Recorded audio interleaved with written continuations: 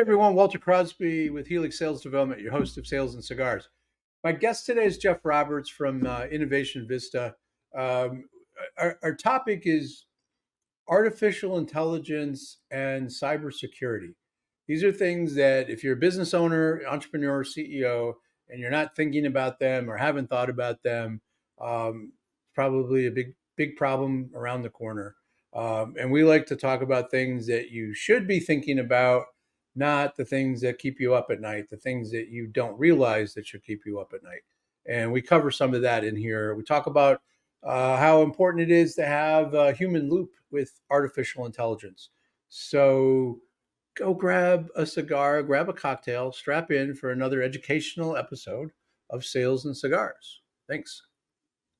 All right, Jeff, I appreciate you taking some time to jump on the podcast today. I know we had to reboot this. I appreciate your patience with that schedule. Absolutely. Thank you for the invitation, and looking forward to talking about this with you today. So before we get into the meat of what we were going to talk about with some IT stuff and AI, but is there a book that you reread or you gift often to business associates? Yeah, I would say, especially people who are thinking about leaving the W-2 world and entering consulting or starting their own business of some form. The E-Myth, fantastic book that was just really helpful for me. Having my Which of the three were you? The Of the three styles that he talks about in there. Yeah, well, I definitely came in with the idea that I love doing this consulting. I love solving problems with clients. And so, that's going to be the thing. And what I remember from that book is this eye-opening experience that you're going to spend most of your time doing business development, unless you've got someone that you trust or that you immediately hire that's going to do that, which I've not found that right person yet.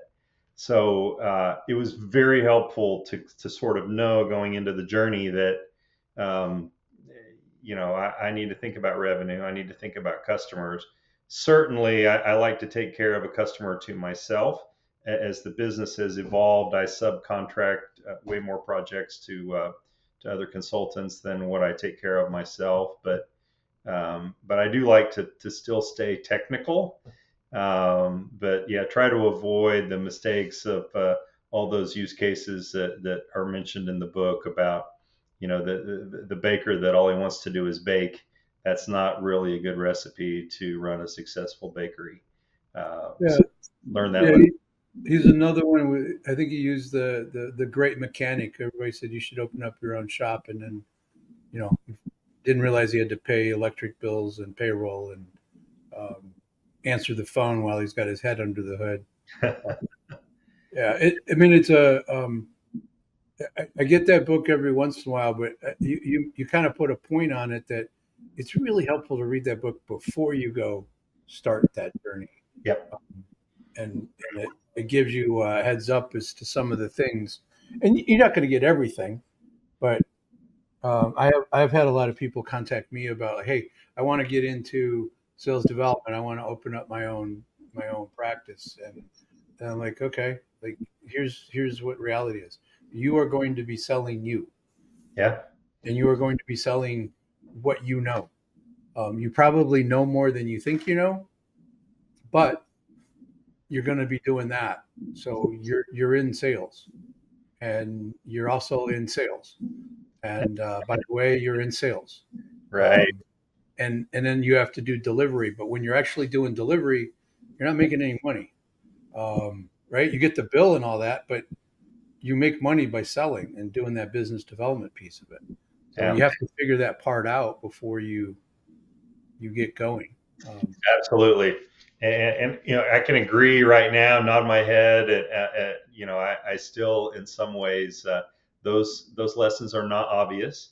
That's a great book for, that people that are thinking about the jump that haven't really considered all of that. And honestly, some people read that and they say, this may not be for me.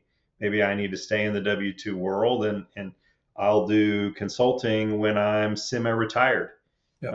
uh, and that's great. They've got some self-awareness of they're just not going to be able to get up every day and call on clients and prospects and get told no, 10 times for every time they get told yes. I mean, that's the world, right? So understanding it with open eyes and having that grasp of it is just really, really helpful. I got to hear him speak a couple of times at conferences, and he when you get him off the stage and you have a conversation with him on the side, that's why he wrote the book, to help people not lose their ass, um, and wait, right? Maybe they have to wait a long time. Maybe they have to wait until they get some self organized, or maybe they wait till they're, as you say, semi retired. But Yeah, uh, he was trying to help people not make a big mistake like that. And there's nothing wrong making mistakes, right? Because no matter what, that's what we do as entrepreneurs. We make mistakes every day. absolutely. We just try not to make the same ones 14 times, Yeah, uh, no, well said. which is the hard thing. So, so like, let's talk a little bit about um, what how an entrepreneur should think about their IT security, cybersecurity, just their own. Everybody's got a horror story. If they don't, they're going to have one Yeah. at some point. Um, and we can do everything we can to protect ourselves, but we need to plan, and I think we really need help. So, one of the things that you said to me before that I thought was a good place to start was a lot of businesses have a program that they're working or working with somebody that they may not be aware of and may not be taking full advantage of. So Hmm. maybe start there as to some of your insights. Yeah, absolutely. Well, and particularly with respect to information security, I think a lot of small businesses think that they're not much of a target, right? Their bank accounts are nowhere near the size of some of the Fortune 500 players, but the truth is the hackers know that, and they are very interested in anything they can get their hands on. And they know that when you go down lower on the food chain with respect to enterprises, that they may not have as much money, but they also don't have as much protection. And so, yeah, there's some horrible stories. Companies have been put out of business, as you know, with ransomware attacks and things of this nature. So one of the things that is just really low hanging fruit that people may not be aware of, if you've gone with one of the two major email and productivity providers, either the Google Office 365 suite, Microsoft Office 365 or Google apps, there are built-in protections on both of those platforms that you have to turn them on. You have to know about them. But the first one I would point to is multi-factor authentication. And if you are not having to confirm who you are with some kind of authenticator app, or at a minimum a text message with a 6-digit code, something like that, that means that anyone in the world probably who has your user ID and password can get into your system. And that's a horrible place to be, because that information can get leaked through no fault of your own. They can get access to that in other ways. So definitely enable multi-factor authentication. I don't care if you're a solopreneur, and you don't have much sitting there in your data files. You may have enough, and just the ability to access your email makes it a dangerous thing for. Well, that's a really good point. I mean, I originally, when Microsoft started forcing me to do the authentication, I I didn't like it because it was a step, right? And then my guys said, well, that step is saving you all kinds of problems. And then he pulled up a report and showed me how many times somebody tried to get into my system, right? And it was like holy crap, Yeah. right? Eye opening, right? It really is. And I still get, here's your code to go access. And it just means that it's working, right? Somebody tried and they got to that point and they couldn't get in. So it it is well worth the extra 5 seconds it takes to get to the app that you're trying to get to for that application. Because if they go make $10,000 on stealing $10,000 from me and $20,000 from another small business, that's not a bad little Right. enterprise. They Right. do that, daily or weekly. Um, so we are sitting ducks to a large extent. Yeah. And it's, they wouldn't be doing it if they didn't make enough money somehow to justify all these efforts. They would be doing something else, illicit probably, but they do. They get a batting average on that of enough, and all it takes is 10,000 here, 20,000 there, and all of a sudden, they've had a profitable day and uh, paid for the hacking team's efforts. So multi-factor, number one. There are also some embedded things in both those tools, things like Microsoft Defender, some email filtering like EOP. I don't need to go into all of the details, but I would say if you're familiar with the control panel of either Microsoft Office or Google Apps, check that out. Make sure you've enabled the things that make sense. If you're not familiar, then you hopefully are working with a computer consultant or tech service company that has set you up with all of this that is familiar. And some of them, by the way, don't by default turn all that on because it is optional. But it just, even if it feels to you like an extra step and a nuisance, I would encourage everyone to enable everything along that line that you're already paying for, because it's there because it has protected hundreds and thousands of organizations in the past.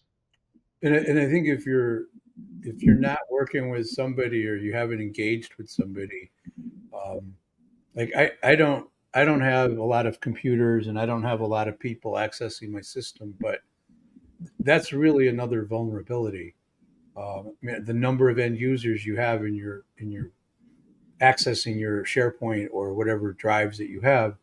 I mean, my wife works for a very large company, and they do tests regularly Yeah, on sending an email that looks like it's something, but it's they're testing whether somebody's going to click on the phishing thing, and it's gotten better than what it was a few years ago. They've learned, but it's surprising how many people still click yeah, on the thing, and on the test, it throws up this flashy thing like you failed the test, right?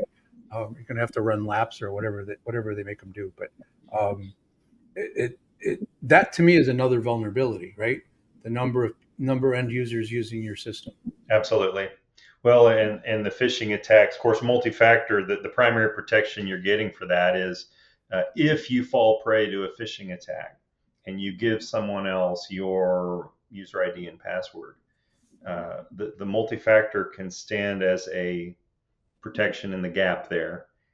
If you don't have it, it often doesn't matter, whether it's your work or people use fantasy football, right? How many fantasy football leagues are there? And often the password that people use for one platform is similar to something else. So it may not even be your work email that they originally hacked and got the password for. They can guess it, or they can use the exact same one that you used for your fantasy football league to get in.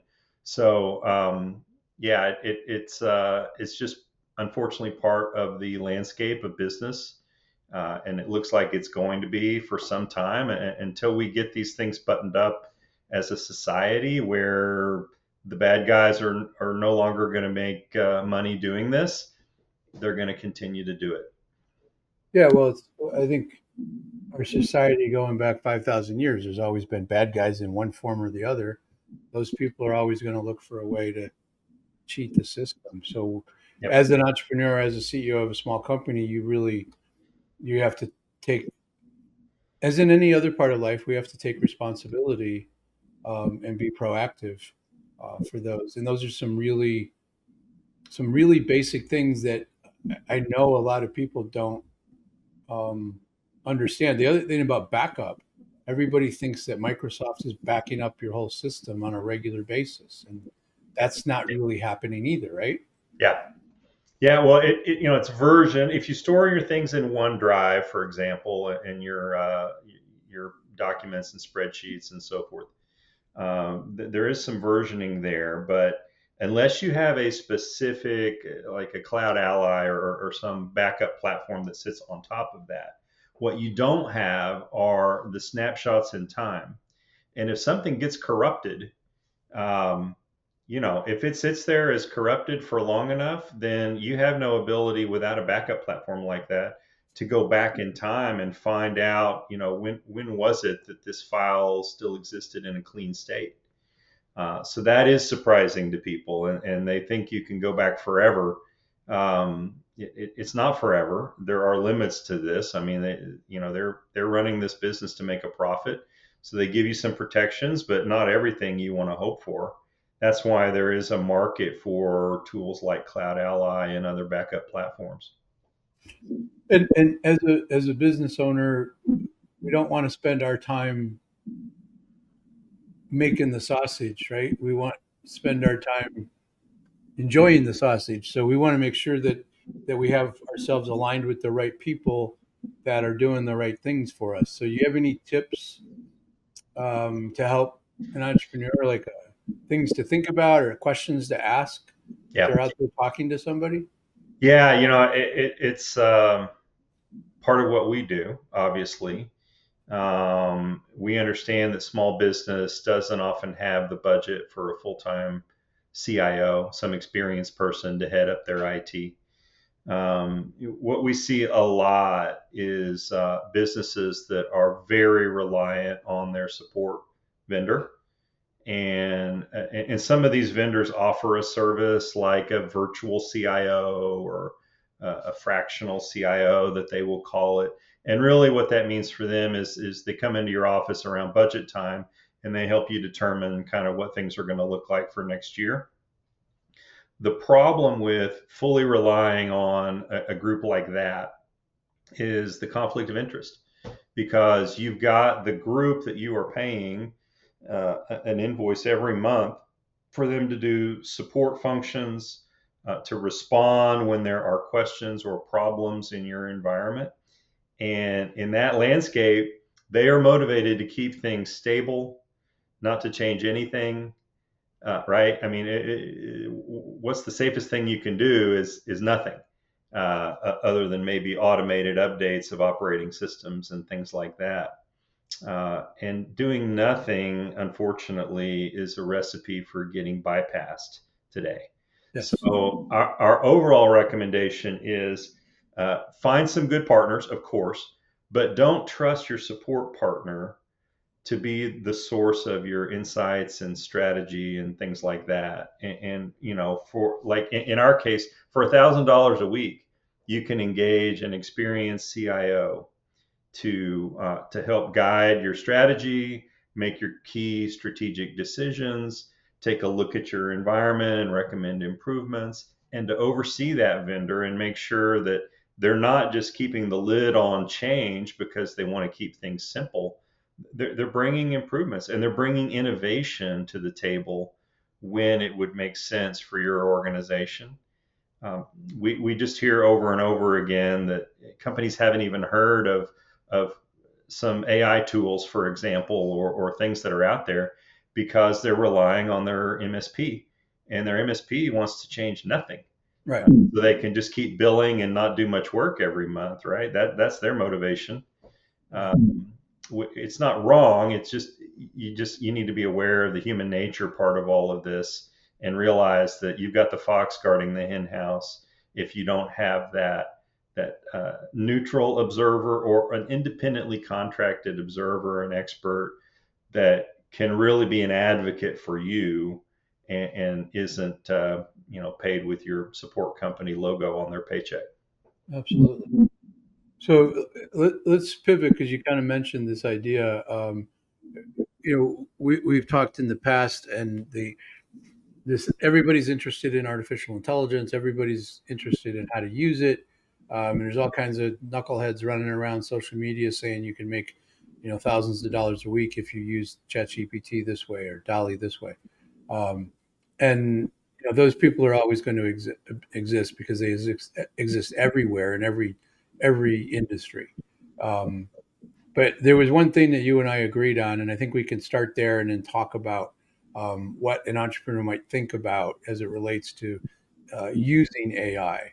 Yeah, And that however you use it, whether it's a bot or it's a way to develop some sort of marketing tool or some sort of messaging or some emails, that you need to humanize whatever comes out of that artificial intelligence. I just call it a robot.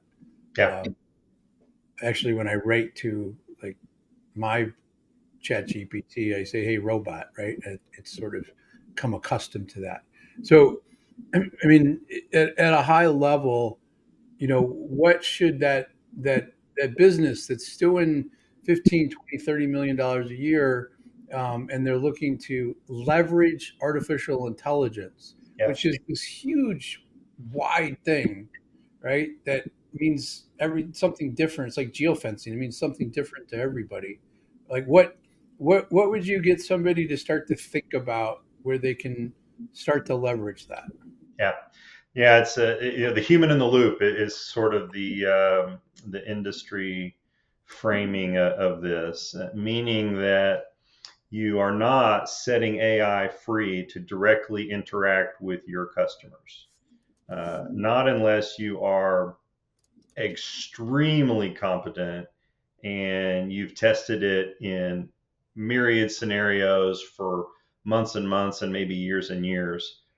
There are a lot of examples where companies have been really embarrassed by some interactions with chatbots that they've set loose without enough training, without enough testing. And there are people who enjoy or they think of this as a pathway to profitable lawsuits, one or the other, to try to get chatbots into awkward situations, to make promises on behalf of the company, or to do things to which they can take offense. Uh, Really? I so didn't even think of that. yeah, so it's it's just it's a daunting level. Everyone thinks about Uber and that sort of automated business model, and there's no person connecting up this driver with this rider, right? The level of effort that went into that and continues Money, to go in. money went into that. Oh, money and expertise and time and so forth, and it's a business model that it is a little bit of a commodity setup there, where the opportunity for a person to add value in that mix is pretty limited anyway. And so people think that Uber business model will work anywhere. And really, the truth is, there's a lot of businesses that are still relationship businesses. If you're providing a service to a human, what do we do when we're humans and we're looking for service?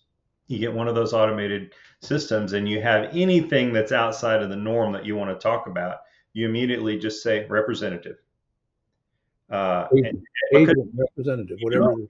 yeah, we've been trained. We know that we could drive ourselves crazy and have a lot of brain damage for 20 minutes if we want to try to find the way to phrase it that the IVR will recognize, what it is, and maybe they've scripted a way to do it.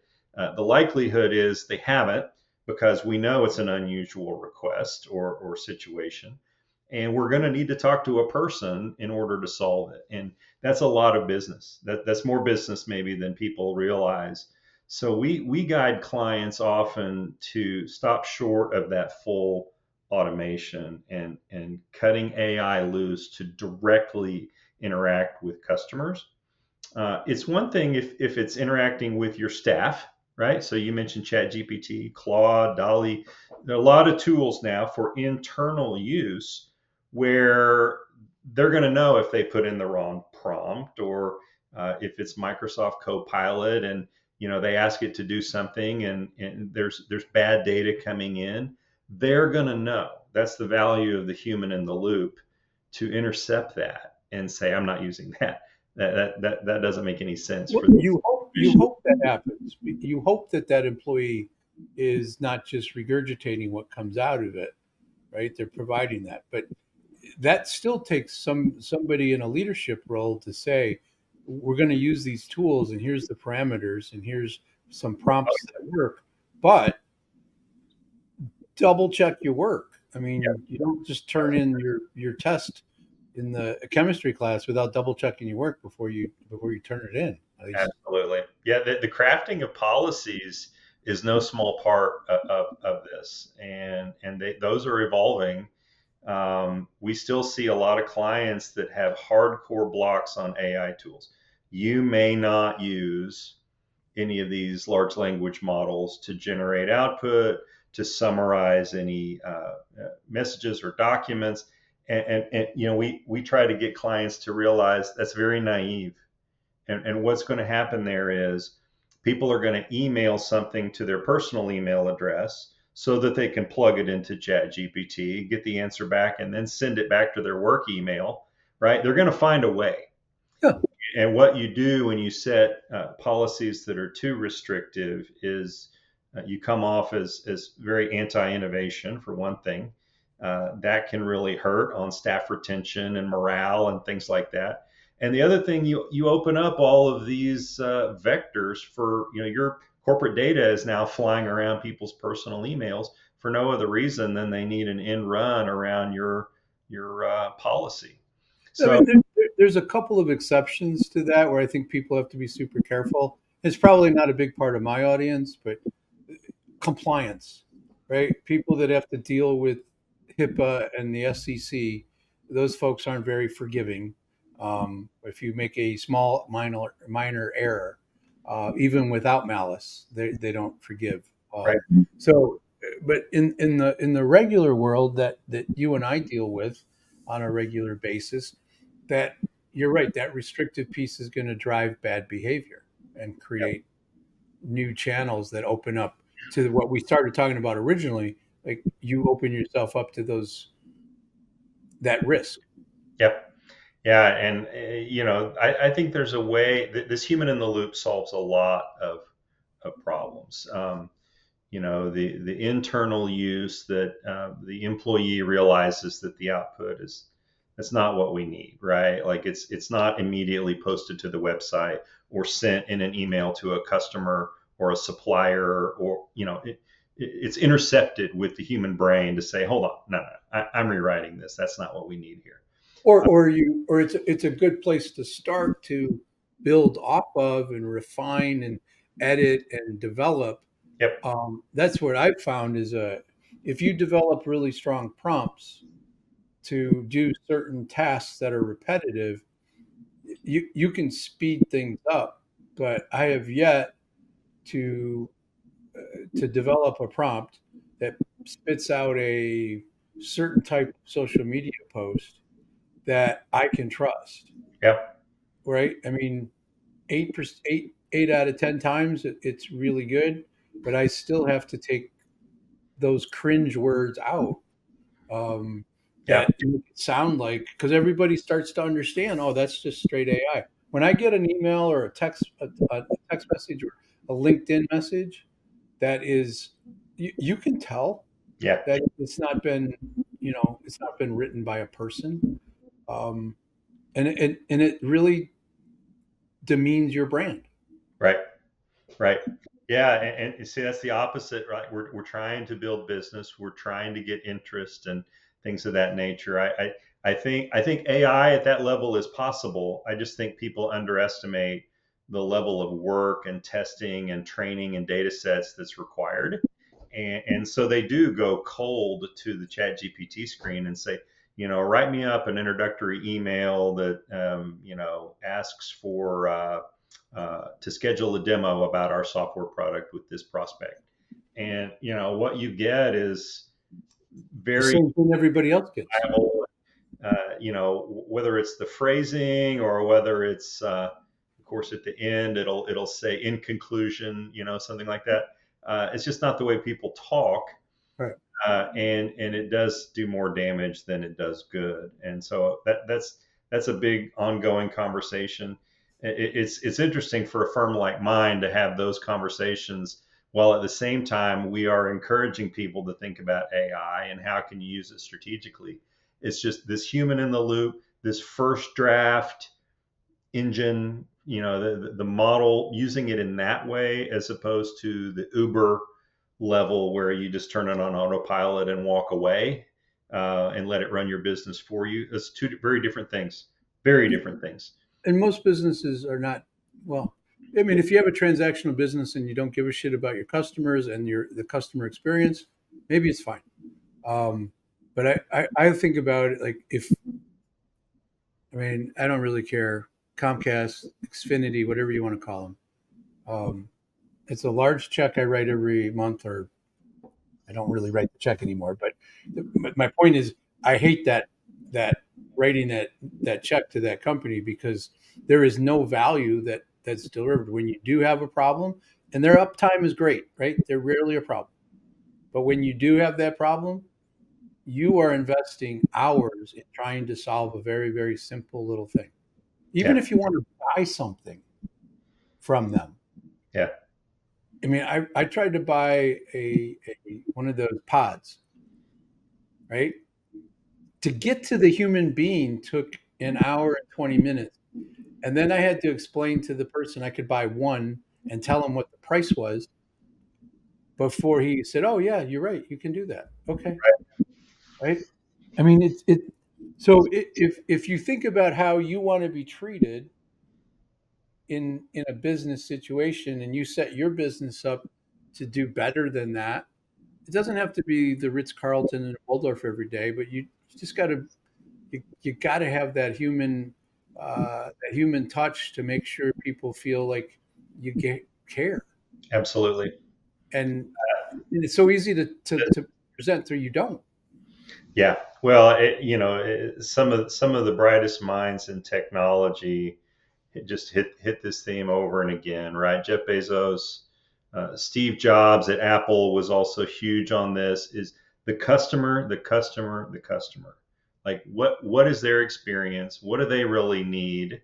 Maybe they don't know they need it, right? Apple sort of created some things, brand new to the market, but it's sort of thinking about their world, thinking about their preferences, and it does shock me that the number of companies, that their executives will admit that they just say representative when they get on one of those calls, and they can tell that they need to say the exact menu option correctly, or they need to wait to hit 8 for a certain option or whatever.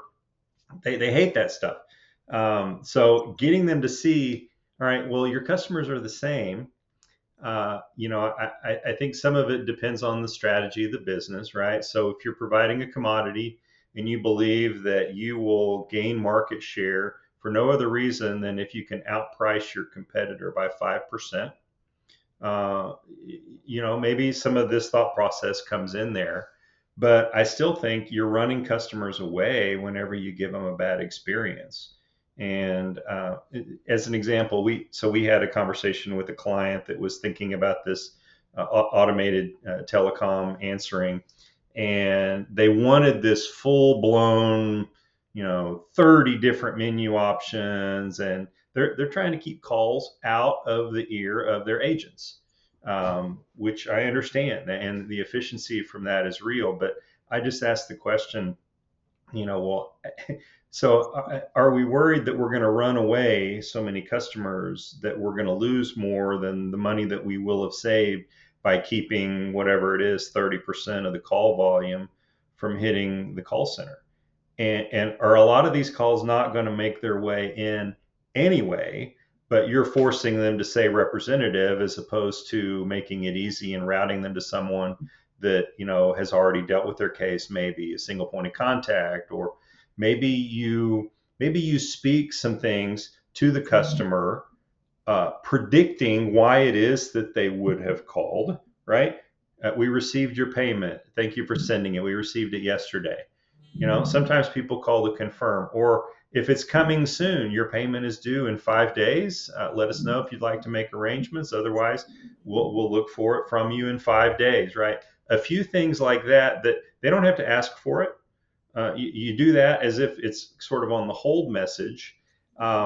It's amazing if that's the reason for their call, they hang up, and that call never gets to the call center. But you didn't force them to say, "I'm trying to figure out when my next payment is due," or what have you.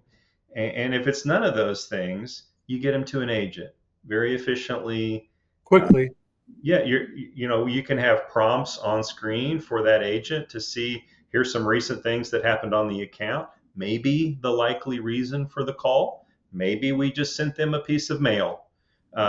More than likely they're calling in to either take you advantage of the offer you made, or ask a question about this letter that you sent them, or what have you.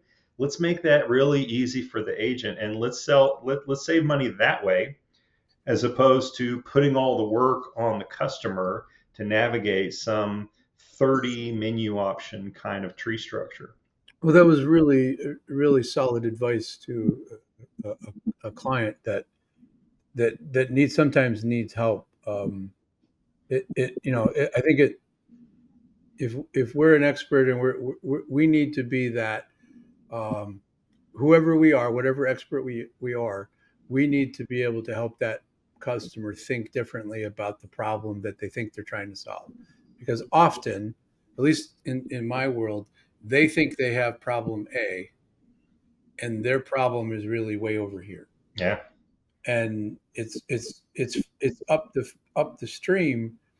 And if they fix this problem, the rest of these other things sort of take care of themselves, but they don't see it. right, And what you did is help them see that if you do this, you're going to create 12 other problems.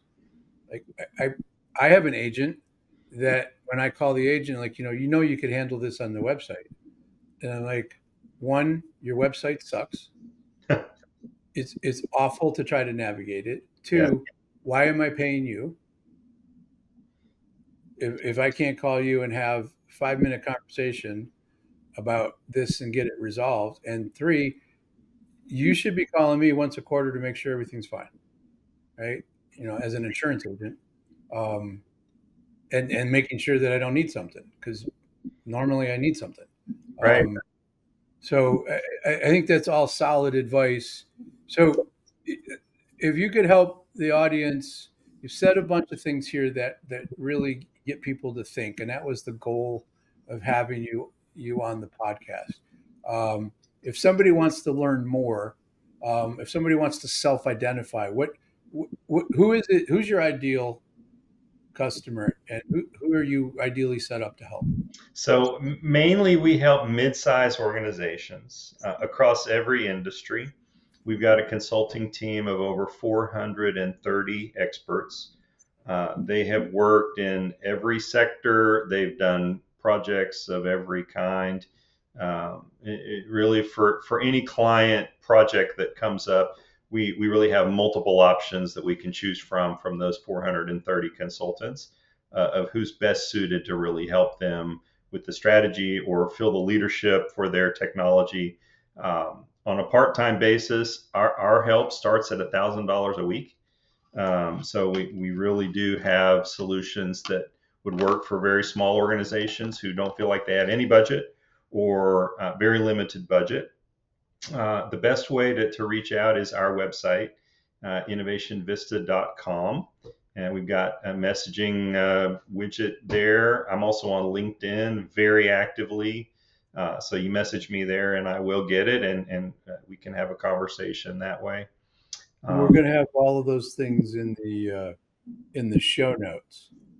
So they could ping you on LinkedIn. They can start to follow you on LinkedIn to gather, a little intel on, um, how you're helping because if you're adding value to people. You're not just pitching ideas. You're adding value for things for people to think about.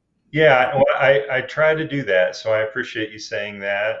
There's a lot of garbage on LinkedIn that basically amounts to people saying, "Hire me, I'm great." or our company is better. Why? Well, we have the best people and the best service. I have found that uh, just giving ideas, giving suggestions, taking note of trends, putting things out there as here's something that worked for some of our clients. It might or might not for you, but it's food for thought. And I'm not Something to think about. being, Something to yeah, think about differently. yeah, That's to me. That's our responsibility. There's plenty of these gurus that are telling you that this thing no longer works and we should stop. In my world, it's like, phone calls don't work anymore. You got to send emails. You got to have a campaign. You got to have a funnel. You know what? Nothing works and everything works. yeah. And it's still, sales is still human to human. Yeah, Amazon's done okay.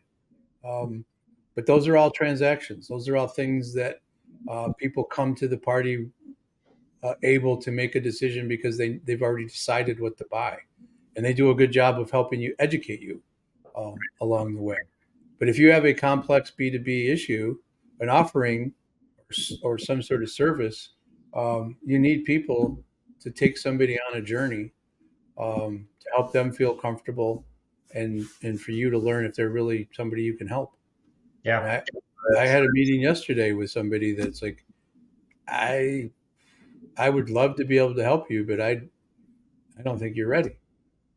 yeah. I don't think you have enough urgency to you're really going to be willing to do what's necessary to fix it. Um, That's interesting you say that. In our world, it takes the form of clients that want to start an AI program. uh, it's all over the headlines, right? And everyone wants this. And when we talk to them, we realize that their systems are crashing on a weekly or worse basis. No one trusts the data coming out of their systems. The reports don't foot between this system and that. And some assistant somewhere is having to smash things together in Excel to put the report together that goes to the board of directors every month. Like, okay, AI is great and we can help you with that. But it sounds like there is some more important wood to chop first. Let's stabilize you, let's optimize you, and then let's monetize you. yeah. That's our sort of journey through the IT maturity. And yeah, it's we try not to say no, but it's sort of that consultant. The luxury of being a consultant is great, and we can challenge their thinking, or we can just say, uh, I would be stealing your money if I started an AI program for you right now. And Well, if I mean, but those are the words that pretty close to what I say. You're not. You've got so many broken things ahead of this before we can fix that thing. Those things are what, and I can help you do that, but I just don't think you realize you're ready to do that. And then they either say, yeah, I'm not, and they go away, or they're like, well, what do we need to do to fix that, right? And right, then we start, that's what you hope for. Uh, right. But it may be, we find sometimes it's 6 months later, right? Like it's not an immediate light bulb moment, but they call you 6 months later. We've been thinking about our conversation, and we realize what we really need to do is have you come in and do an assessment, or whatever. Let's or start. or they hired somebody else to go do the other things and they didn't work, and like, hey, you didn't lie to us. I'm like, They might have done that. Yeah, yeah. yeah, of So course I didn't lie to you, but I get why they assume that we lie. But to me, that's the benefit of being a consultant, that you get to tell them the truth, the good, the yes, bad, and the ugly.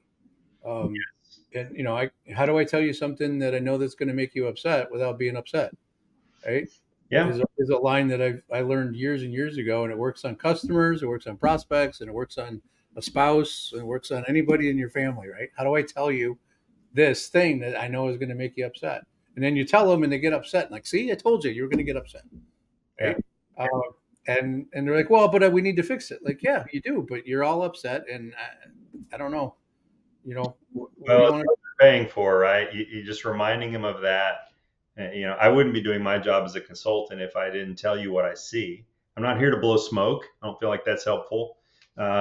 Here's what I see, and I might be wrong. I only know what I know, but here's what I see. Here's what I would do if I was in control of this budget and this investment. I find people respect that. It might not align with their vision, and they've got to make the decision they've got to make, but at least you're not blowing smoke at the client and playing But along. you can look yourself in the mirror and know you did the right thing Yeah, by not taking their money, because eventually, I said this to a client on Monday. Like, if I do that, it's not going to work. You're going to get mad and you're not going to remember this conversation in 3 months and you're going to blame me. So I'm not doing it. yeah, And if you want to fire me, that's cool. I get it. yeah, Well, what do you want to do? And I'm like, well, we can do this, this, and this in that order. Well, it's going to take 3 weeks. I'm like, it's going to take 5 days if you do what I ask you to do. Oh, we yeah, can do that.